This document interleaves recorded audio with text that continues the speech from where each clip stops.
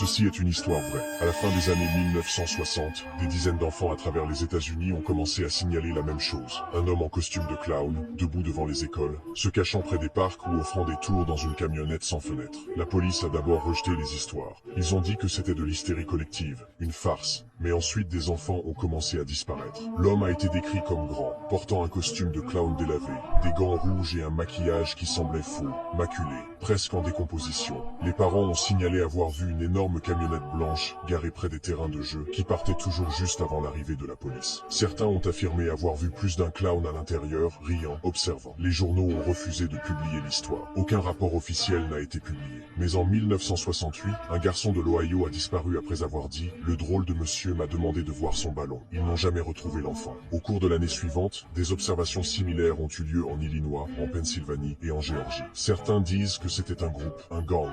Ceci est une histoire vraie. À la fin des années 1960, des dizaines d'enfants à travers les États-Unis ont commencé à signaler la même chose. Un homme en costume de clown, debout devant les écoles, se cachant près des parcs ou offrant des tours dans une camionnette sans fenêtre. La police a d'abord rejeté les histoires. Ils ont dit que c'était de l'hystérie collective, une farce. Mais ensuite des enfants ont commencé à disparaître. L'homme a été décrit comme grand, portant un costume de clown délavé, des gants rouges et un maquillage qui semblait faux, maculé, presque en décomposition. Les parents ont signalé avoir vu une énorme camionnette blanche garée près des terrains de jeu qui partait toujours juste avant l'arrivée de la police. Certains ont affirmé avoir vu plus d'un clown à l'intérieur, riant, observant. Les journaux ont refusé de publier l'histoire. Aucun rapport officiel n'a été publié. Mais en 1968, un garçon de l'Ohio a disparu après avoir dit « Le drôle de monsieur m'a demandé de voir son ballon ». Ils n'ont jamais retrouvé l'enfant. Au cours de l'année suivante, des observations similaires ont eu lieu en Illinois, en Pennsylvanie